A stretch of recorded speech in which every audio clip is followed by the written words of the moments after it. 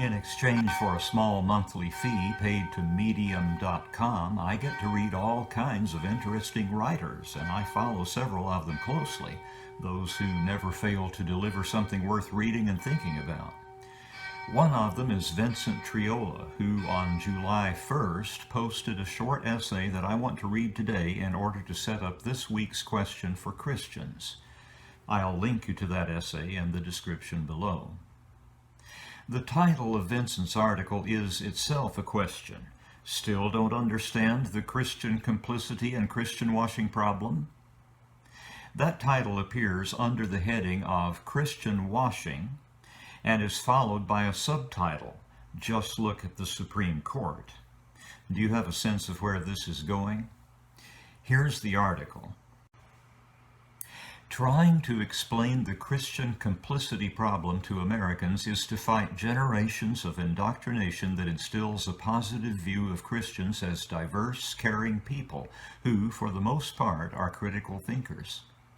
This illusion, or Christian washing, hides the fact that most Christians, though they deny it, support the evangelical political patsies blamed for the growing theocracy. Evangelicals are loud, often violent, obnoxious zealots, but they alone could not convert America into a theocracy. When you hear liberal Christians accusing evangelicals, you need only look at the Supreme Court to know this is ignorance or lies.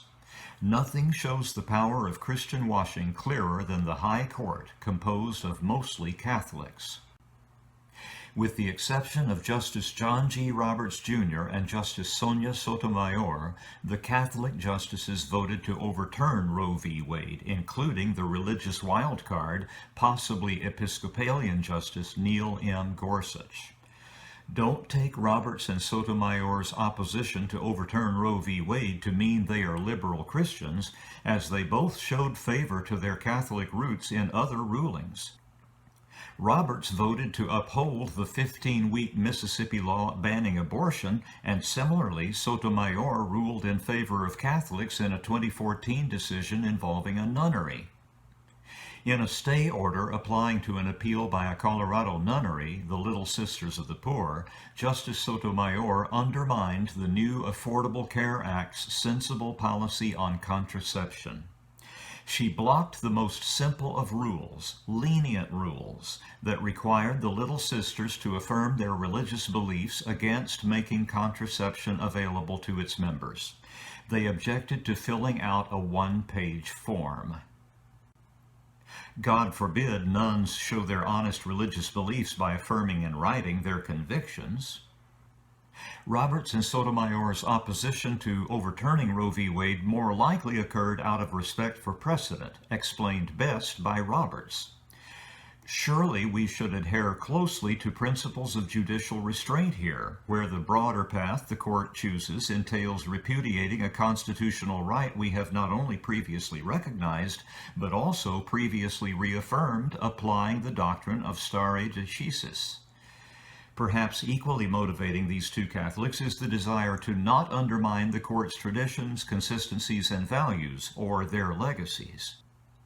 In either case, these Catholics are not far removed from the religious influence exhibited by their brethren, making the court exemplify the similar goals between Christians that make them complicit. The supposed evangelical plague on U.S. politics proves no different than the Catholic corruption since 5 Catholic justices overturned Roe v. Wade and upheld other decisions benefiting Christians. Evangelicals never even had control of the Supreme Court and never needed it, since they had Christians, Catholics, on the bench who were just as willing to rule in Christian favor. Whether the justices were Catholic, Protestant, or Latter-day Saints never mattered, since these sects share the same goals and Christian wash their actions by speaking like liberals while acting like conservatives and pointing an accusing finger at evangelicals.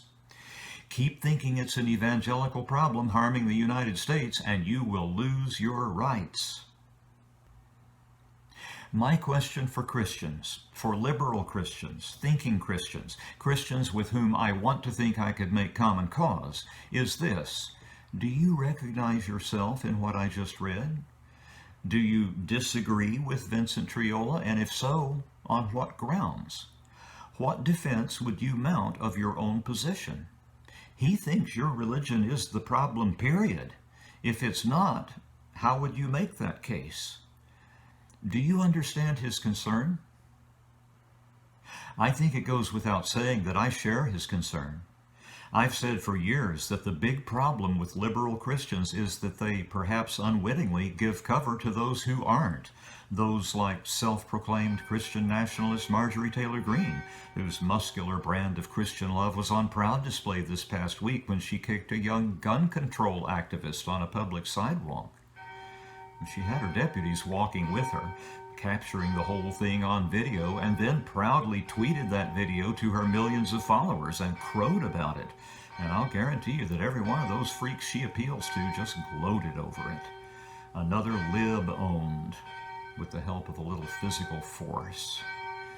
Marjorie Taylor Greene is one of the top fundraisers in the U.S. Congress. Do you see that we have a problem? What the world needs right now, brothers and sisters, is a good, stiff dose of atheism. Desperately needs it.